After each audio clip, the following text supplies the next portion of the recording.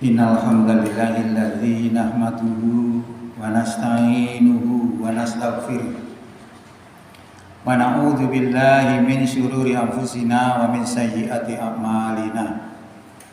May yahdihillahu fala mudilla lahu wa may yudlilhu fala hadiya lahu. Asyhadu an la ilaha illallah wahdahu la syarika lahu wa asyhadu anna Muhammadan abduhu wa rasuluh la nabiyya ba'da. Allahumma shalli wa sallim wa barik ala Muhammad wa ala alihi wa sahbihi wa sallim ajma'in, amma ba'du. Hadirin sidang Jumat rahimakumullah, mengawali khutbah di siang hari ini patut kiranya syukur alhamdulillah. Mari senantiasa kita haturkan kehadirat Allah Subhanahu wa taala. Antara nikmat kurnianya yang telah dilimpahkan kepada kita semua, sehingga di siang hari ini kita bisa hadir di masjid ini untuk beribadah pada hari Jumat. Kita tinggalkan segala aktivitas keduniaan kita semata-mata untuk mendekatkan diri kepada Allah, untuk taqarruban ilallah. Mudah-mudahan kehadiran kita di siang ini diterima sebagai amal soleh di sisi Allah Subhanahu wa taala. Hadirin rahimakumullah, sebagai substansi setiap khutbah di hari Jumat adalah untuk meningkatkan iman dan takwa kita kepada Allah Subhanahu wa taala. Oleh karena itu kami selaku khotib pada hari ini mengajak kepada para jamaah semua dan kepada pribadi saya sendiri khususnya, mari kita tingkatkan iman takwa kita kepada Allah Subhanahu wa taala dengan mengikuti materi khutbah yang akan kami sampaikan di siang hari ini. Hadirin rahimakumullah, tanpa terasa kita sudah masuk berada di bulan Agustus tanggal 15. Dua hari lagi bangsa Indonesia akan merayakan kemerdekaannya. Karena bulan Agustus ini dianggap sesuatu bulan yang luar biasa, karena bulan ini adalah bulan kemerdekaan kita yang sebelumnya kita dijajah oleh para penjajah. Sehingga aktivitas bentuk rasa syukur kita diwujudkan dalam berbagai macam kegiatan-kegiatan. Tapi kegiatan itu sendiri sebenarnya kalau salah dalam melaksanakannya itu akan berakibat juga tidak baik.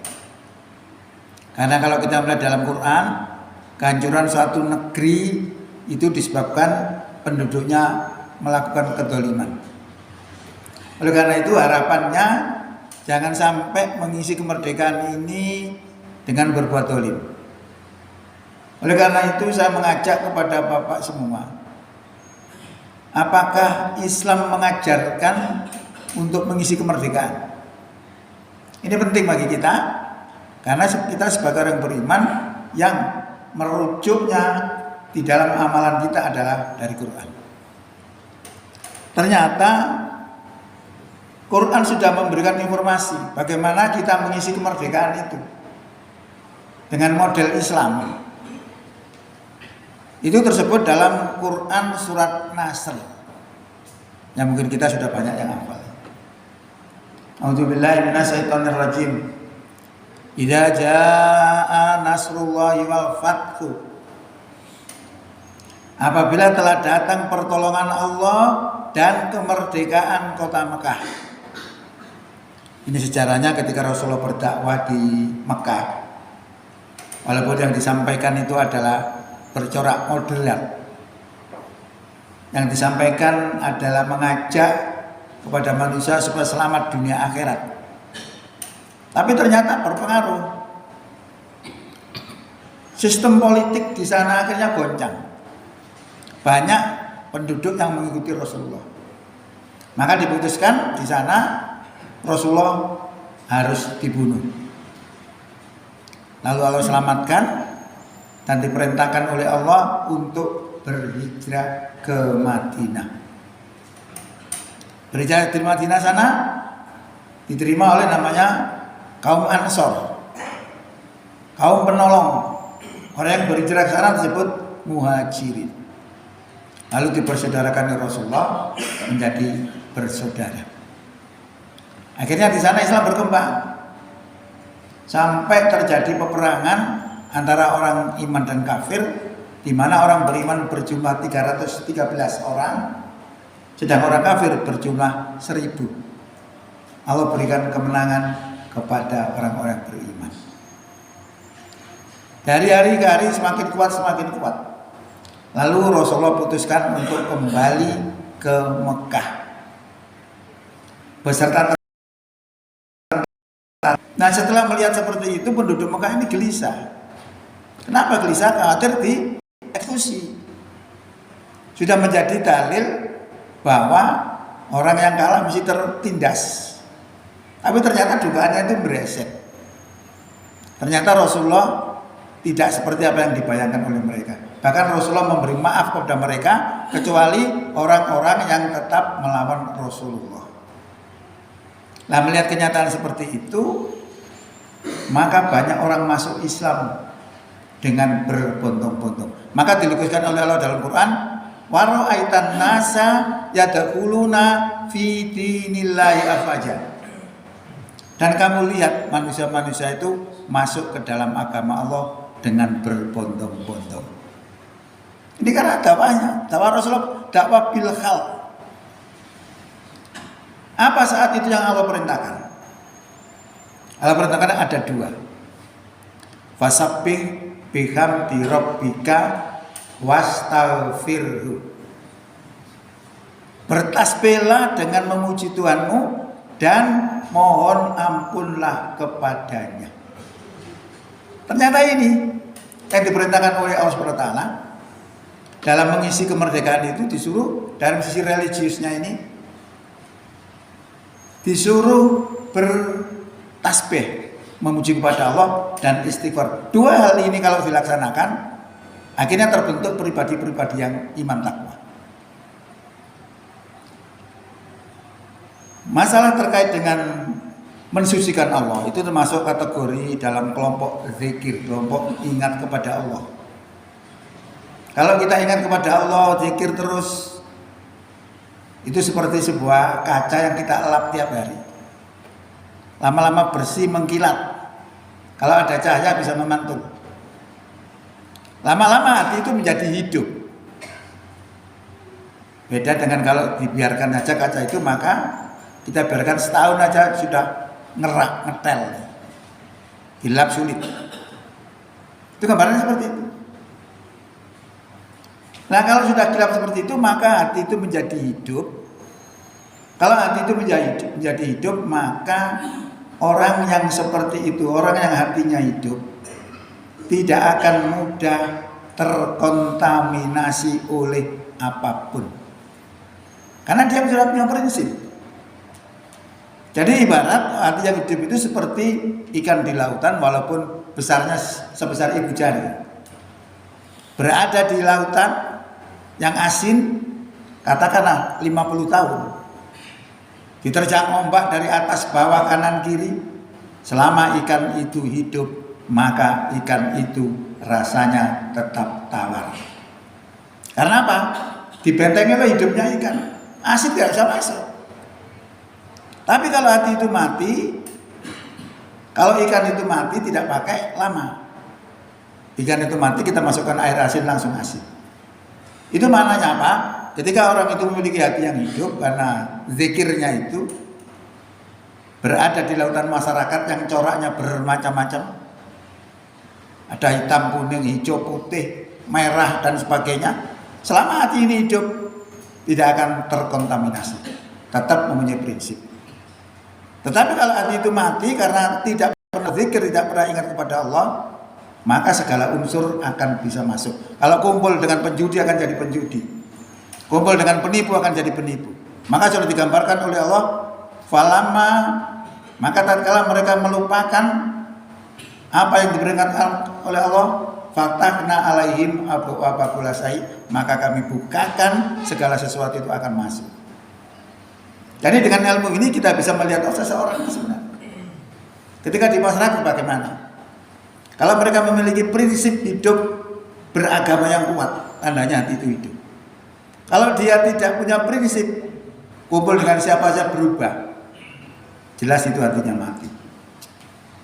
Nah ini kalau kita bisa seperti itu, maka bisa salah satunya yang diharapkan bisa mencegah daripada kemungkaran, bisa mencegah daripada kemaksiatan. Umar bin Khattab pernah menguji seseorang, dites keimanannya terhadap seorang pengembala kambing. Wahai pemuda, jualah kambingmu 1 ekor saja kepada saya. Pemuda menjawab, Tuan, ini bukan milik saya, ini milik majikan saya. Sudah katakan saja kepada majikanmu bahwa kambing yang kamu jual kepada saya itu dimakan serigala. Itu memang masuk akal. Jangankan 1, diambil 10, 20 tidak tahu, karena ribuan. Artinya apa? Pemuda ini memiliki kesempatan untuk korupsi. Tapi apa jawabnya? Fa'ainallah. Kalau kambing ini saya jual kepada Anda Tuhan, lalu di mana Allah itu? Ini keimanannya. Dia pikir kepada Allah bahwa Allah melihat dirinya. Maka tatkala dia berpikir seperti itu, dia tidak melakukan korupsi walaupun dia punya kesempatan. Makanya dalam ilmu intelijen itu C sama dengan N plus K. C itu adalah kriminalitas, itu akan terjadi kalau ada niat dan kesempatan. Tadi dia punya niat, punya kesempatan, tapi dia tidak punya niat, tidak jadi. Maka ini pentingnya adalah zikir yang bisa membentuk kita kepada keimanan. Hadirin rahimakumullah, yang kedua adalah masalah istighfar. Istighfar itu adalah pernyataan diri ini setelah melakukan kejelekan-kejelekan, lalu menyesal dan ingin memperbaiki dirinya. Tobat. Ya. Kalau orang bertobat seperti itu, maka Allah akan mengganti kejelekannya dengan kebaikan. Itu ada di dalam Quran surat Furqan ayat 70. Jadi kejelekan-kejelekan itu kalau orang itu mau bertobat, diganti oleh Allah dengan kebaikan. Logikanya, ilmiahnya, kalau kita memiliki satu misalnya buah cerme yang sepet dan kecut, kalau kita bacem dengan gula, maka rasa buah cerme itu akan berubah menjadi manis. Itu sama dengan itu. Ya. Nah ini penting bagi penyesalan ini, kalau kita laksanakan itu istighfar ini dengan berzikir kepada Allah akan mengerucut kepada peningkatan keimanan. Kita lihat bagaimana Nabi Adam setelah melakukan kesalahan, dilarang oleh Allah untuk mendekati pohon khuld. Kemudian Adam ini ditipu oleh iblis. Kalau kamu kepingin langgeng di dalam surga ini, dekati pohon itu. Nah kebetulan Nabi Adam ini lupa, dilanggar. Karena pelanggaran itu, maka Adam diusir oleh Allah dari surga ke dunia. Lalu Nabi Adam istighfar. Dia bilang, Rabbana dolamna anfusana wa ilam taghfir lana wa tarhamna lanakunanna minal khosirin. Tuhan, sesungguhnya kami telah zalim terhadap diri kami sendiri. Dan jika Engkau tidak mengampuni kami dan tidak memberi rahmat kepada kami, sungguh kami menjadi orang yang rugi. Saat itu diampuni Adam. Jadi para nabi juga melakukan kesalahan itu juga banyak. Nabi Yunus sama. Ketika beliau berdakwah tidak ada yang gubris, sehingga dia melarikan diri dari tugas dakwahnya dengan hati yang sedih, hati yang gelap. Lalu dia naik kapal. Nah, naik kapal di tengah lautan terjadi oleng. Karena apa? Badai. Keputusannya harus dikurangi penumpangnya. Lah siapa yang dibuang laut ini? Lalu diundilah. Setelah diundi yang muncul nama itu Nabi Yunus. Orang gak enak lagi, sungkan. Diundi lagi, keluar Nabi Yunus lagi. Terpaksa Nabi Yunus dibuang ke laut. Laut itu gelap. Dia sudah sedih, hatinya gelap. Masuk laut gelap, 2 kegelapan. Setelah itu apa yang terjadi? Dimakan oleh ikan sekalian. 3 kegelapan. Saat itu Nabi Yunus menyesal, lalu dia istighfar. La ilaha illa anta subhanaka inni kuntu minadz dzalimin. Tidak ada Tuhan kecuali Engkau. Maha suci Engkau. Sesungguhnya aku termasuk orang yang zalim. Lalu ikannya mungkin kepanasan, sehingga dia menepi, dilepeh. Selamatlah Nabi Yunus. Istighfar. Kalau kita misalnya pergi haji, biasanya orang banyak kesasar. Solusinya istighfar aja.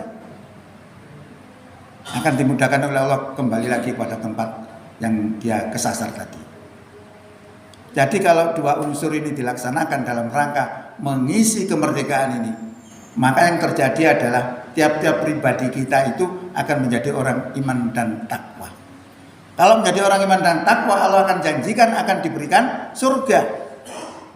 Innal ladzina amanu wa amilus sholihati kanat lahum jannatul firdausi nuzula khalidina fiha la yabghuna anha hiwala. Sesungguhnya orang-orang yang beriman dan beramal soleh adalah surga firdaus tempat tinggalnya, dan mereka kekal di dalamnya dan tidak kepingin pindah daripadanya. Allah janjikan. Jadi yang masuk surga itu nanti bukan kelompok, bukan golongan A, B, C, D, tidak. Golongan-golongan itu adalah alat perjuangan. Yang dimasukkan surga itu nanti adalah iman dan takwa. Kalau yang takwa disebutkan oleh Allah dalam Quran juga, wasari'u ila magfiratin mir rabbikum wa jannatin arduhas samawati wal ardu uiddat lil muttaqin.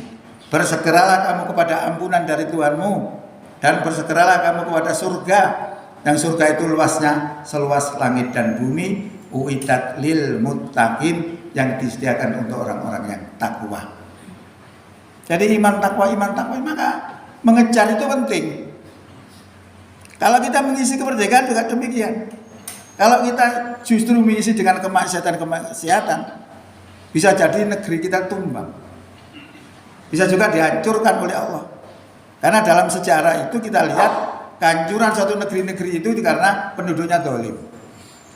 Maka dengan kita menempatkan diri, memposisikan diri sebagai iman takwa, artinya kita memiliki andil besar untuk memberikan keberkahan di dalam dunia ini, khususnya di dalam negeri kita ini.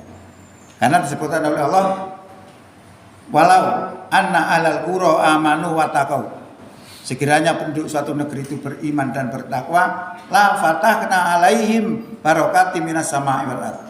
Sungguh akan kami turunkan, kami bukakan berkah dari langit dan bumi. Ini janji Allah. Jadi kalau satu penduduk negeri itu beriman takwa, Allah janjikan diturunkan barokah. Walakin tetapi kadzabu, mereka mendustakan, fa akhadnahum bima kanu yaksibun, lalu kami hukum mereka disebabkan apa yang mereka perbuat. Ini adalah kosok balinya. Sebaliknya, kalau mendustakan akan ditumbangkan oleh Allah SWT.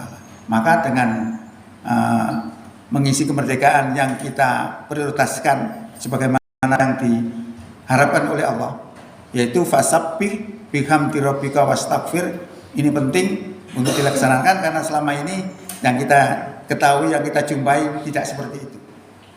Hanya foya-foya, hanya hura-hura, tapi hal untuk membentuk kepribadian yang iman takwa itu hampir tidak kita jumpai.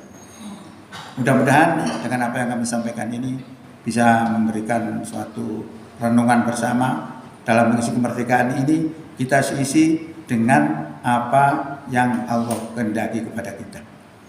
Barakallahu li wa lakum fil Qur'anil azim wa nafa'ani wa iyyakum bima fihi minal ayati wal dzikril hakim wa taqabbala minni wa minkum tilawatahu innahu huwas samiul alim. Aqulu qouli hadza fastaghfirullahal azim li wa lakum wa li sairil muslimina wal muslimat wal mu'minina wal mu'minat fastaghfiruhu innahu huwal ghafurur rahim.